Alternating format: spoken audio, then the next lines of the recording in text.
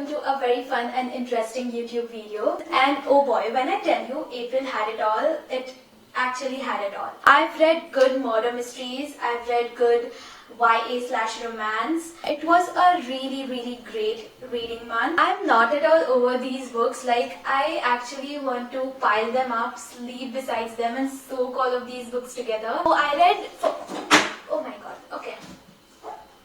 Sis is running a YouTube channel but she cannot hold books together. Oh my god. How do you hold books together? Like, how do you hold the number of books together? Okay. In April month, I read total of 7 books, out of which 2 were murder mysteries, 1 was a reread, and others were romance/YA. We have these books with us today and we'll definitely go through all of them one by one. Since I had such a good reading month, I was like, I should put it out there, make a separate video about it, so that everyone knows about these books. I started off my month by reading 99% Mine by Sally Thorne. It's a very cute and quirky rom-com. I'm not kidding when I tell you this book has so many good punchlines. I used to actually laugh out loud while reading this book, and it was a very fun read for me. We have Darcy and Tom as the main protagonists in this book. We also have Darcy's twin brother, who is Jamie. All of these 3 kids were raised in one household. On one end we had Jamie and on the other side we had Darcy, and there used to be always a tug of war for Tom. Jamie used to be very protective of Tom, like as a friend. At the same time, Darcy was like falling in love with Tom. There are some few incidents because of which Darcy and Tom could not be together. After like few years, their grandma dies. So all of these 3 people meet up again and there's fights and cute romance and all that stuff. In the beginning, Darcy just has 1% of Tom, and we follow Darcy's journey throughout the book of how she gets 100% of Tom. Like, in the end, she values what Tom and Jamie had as well. So she says to Jamie that, you know what, you can keep 1% of Tom, but the rest is mine. That's how the title comes in. So we get 2 tropes in this book. One is brother's best friend, and the second one is touch her and I'll shoot. That is like from the Tom's perspective. He is very much protective of Darcy as well. Darcy Barrett found her dream man at age 8. Ever since she's had to settle, having dated men far and wide, she can categorically say that no one measures up to Tom Valeska, whose only flaw is that he's her twin brother's Jamie's best friend. Oh, and that 99% of the time he hasn't seemed interested in her. When the twins inherit their grandmother's cottage, they are left with strict instructions to bring it back to its former glory. Darcy plans to leave as soon as the renovation starts. But before she can cut and run, Tom's arrived bearing power tools, and he is single for the first time in decades. Suddenly, Darcy decides to stick around. Sparks are flying, and not just because of the faulty wiring, but a 1% chance with Tom is no longer enough. This time around, Darcy's switching things up. She's going to make Tom Valeska 99% hers. So this was my 3.5 star read, totally recommended. The next book is a reread. Start of the year, I was not getting a very powerful book which would extract extreme emotions from me.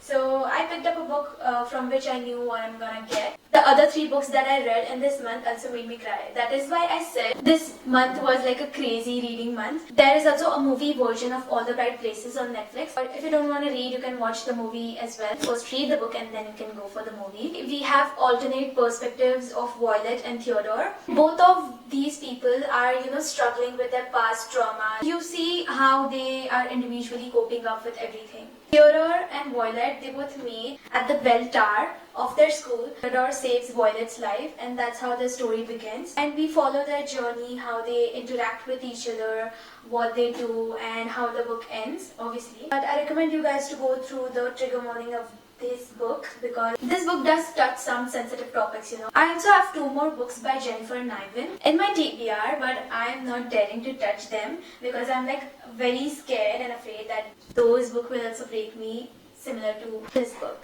So next in line we have 5 Survive. This book takes place in Carolina, like the main course of events takes place in North Carolina. There is a group of 6 friends who go on a road trip for the spring vacation. They are going through a RV. Suddenly their RV breaks down. Here's the catch.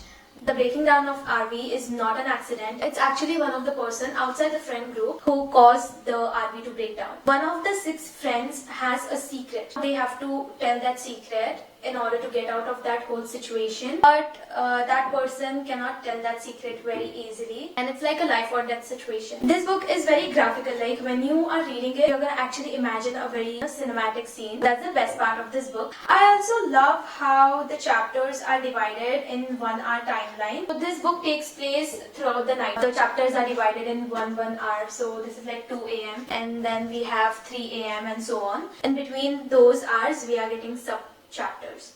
Red Kenny is on a road trip with 5 friends when the RV breaks down in the middle of nowhere. This is no accident. Someone is out there and someone wants one of them dead. With 8 hours until dawn, the 6 friends must escape or work out which one of them is the target. Buried secrets will be forced to light, and not everyone will survive the night. The moment I finished this book, I fell in love with xoxo's writing. The amount of angst and suspense she creates in your mind, you just cannot keep the book down. Next up, we have Good Girl Bad Blood. There is a whole goddamn vlog of this book sitting on my channel. Watch that vlog so you get my reaction on every single part and detail of this book. Good Girl Bad Blood is the second part of Good Girl's Guide to Murder series. And yes, there is continuation to the story and some part of the characters, but the crime which takes place in this book and the first book are totally different. What makes this book interesting to me is that xoxo actually used a real life murder mystery reference for this book. Pipa Fitzamobi is not a detective anymore. Her true crime podcast about the murder case she solved last year has gone viral. Yet Pip insists her investigating days are behind her. She has to go back on her word when someone close to her goes missing and the police cannot do anything about it. If they won't investigate, then Pipa will, uncovering more of her town's dark secrets along the way. But will she find answers before time runs out? Is it even my video if I don't even talk about one xoxo book? The next book that I read was Reminders of Him. After the 2 intense crime stories, I wanted a book which was like soft and low. I judged this book in a very wrong way. I was like, it just have small quantity of pages. It won't matter much. It will be a quick read and a soft read. But oh my god, it was just intense as the 2 previous books that I read. We have Kina here who went to prison for some kind of incident. In prison, she gives birth to a baby girl. Since she is in prison, of course, her child is taken away from her. After 5 years, after serving her time, she comes back into the town to meet her baby girl. Everyone that she knew is trying to keep her away from her child, her own child. In the process of like meeting her daughter, there is like kind of a romancy element between Kina and Ledger. Again, as a very classic xoxo novel, you get alternative perspectives between Kina and Ledger. In the beginning, you kind of hate Kina, like hate her a lot, but as you move past couple of chapters, you start to understand what her perspective was, how she was coping up through everything. After serving 5 years in prison for a tragic mistake, Kina Robin returns to the town where it all went wrong, hoping to reunite with her 4-year-old daughter. But the bridges Kina burned are proving impossible to rebuild. Everyone in her daughter's life is determined to shut Kina out, no matter how hard she works to prove herself. The only person who hasn't closed the door on her completely is Ledger Ward, a local bar owner and one of the few remaining links to Kina's daughter. But if anyone were to discover how Ledger is slowly becoming an important part of Kina's life, both would risk losing the truth of everyone important to them. The two form a connection despite the pressure surrounding them, but as the romance grows, so does the risk. Kina must find a way to absolve the mistakes of her past in order to build a future out of hope and healing. Next we have Pump 57. This book by Penelope Douglas is so dynamic, like so dynamic. Again, this book is in alternative perspectives. A lot of the books I read this month were in alternative perspectives. We have Misha, who is the boy, and Ryan, who is the girl. They both were said to be pen pals when they were young by the teachers. Like after that thing was done and dusted, they still kept writing letters to each other for the next 7 whole years. But they did not meet or have any kind of connection while those 7 years passed. After the 7th year, Misha abruptly stops writing to Ryan, and Ryan is like kind of figuring out why did he stop, what happened in his life, why is he not contacting me through letters. In the midst of this, Misha transfers to Ryan's school. Misha does know who Ryan is. Like Ryan does not know that Misha is the boy whom she was writing letters to. When Misha actually meets Ryan in real life, he is totally disappointed. Ryan is opposite from whatever she wrote in her letters. She is like a total different personality from whatever she depicted in her letters. Misha is like, no, this cannot be the girl whom I was writing letters to. Misha. In 5th grade, my teacher set us up with pen pals from a different school, thinking I was a girl with a name like Misha. The other teacher paired me up with her student Ryan. My teacher, believing Ryan was a boy like me, agreed. It didn't take long for us to figure out the mistake. And in no time at all, we were arguing about everything. The best takeout pizzas, Android versus iPhone, whether or not Eminem is the greatest rapper ever. Yes, he is. And that was the start. For the next 7 years, it was us. Her letters are always on black paper with silver writing. Sometimes there's once a week or 3 in a day. But I need them. She is the only one who keeps me on track, talks me down, and accepts everything I am.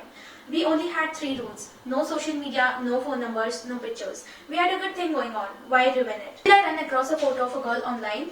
Name's Ryan. High school senior, loves Galleon's pizza and worships her iPhone. What are the chances? Fuck it, I need to meet her. Just don't expect to hate what I find. Ryan. He hasn't written in 3 months. Something's wrong. Did he die? Get arrested? Knowing Misha, neither would be a stretch. Without him around, I'm going crazy. I need to know someone is listening. It's my own fault. I should have gotten his number or picture or something. He could be gone forever, or right under my nose and I wouldn't even know it. This right here is a 5-star. It's my book of the month. I would want to wake up every day and worship this book. No, you don't understand. If this book were to be a person, I would marry them without a drop of a hat. I cannot fathom how the ending would be like because I did not actually finish this book. 50 pages are still remaining of this book. But since I'll be completing this by tonight, it still counts as my April read. I just cannot fathom this. If I'm loving this book this much without knowing the ending, how much I'm gonna love this book with knowing the ending. The title reveal is just in the first few chapters of this book. I absolutely love it when the authors reveal some kind of backstory behind the title. So that was like a plus point for me. We have Ruin Christensen and Poppy Litchfield as the main protagonists, and they both are just 5 years old when the story starts. They are the bestest friends of each other. The story starts when Poppy's grandma is dying and she hands Poppy a huge jar of 1,000 little pink color hearts. She tells Poppy that, you know what, whenever you receive a heart-bursting kiss, like that mind-blowing kiss from your soulmate, you just write that kiss down and you have to collect 1,000 of those kisses from your soulmate. She did that because she was dying, first of all, and secondly, she and Poppy used to go on this huge adventures. Since she was dying, there would be no one for Poppy to go on adventures with. As soon as Poppy receives this new jar, she and Rin meets and she tells him everything. Like, Rin gets all protective and he's like, you know what, no one can kiss you. I'm your best friend and I'm only the person who is allowed to kiss you. So he kisses her, and that is the first kiss that Poppy notes in her little pink heart. Now the story progresses into more years. At this point, both of them are 15 years old. But unfortunately, Ruin has to leave that state due to his father's work and he has to go away.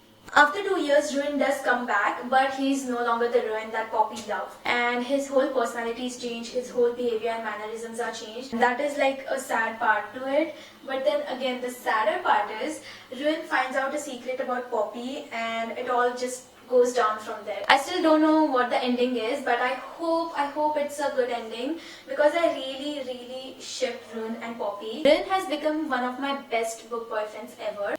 Ruin Christensen and Poppy Litchfield met as children and swore to be friends forever. As teenagers, this grew into a love that promised to last a lifetime. But their worlds were shattered when Ruin was sent home to his native Norway. 2 years later, Ruin is back and Poppy is ready for their happy ever after to begin. But the boy who returns is not the Ruin she remembers.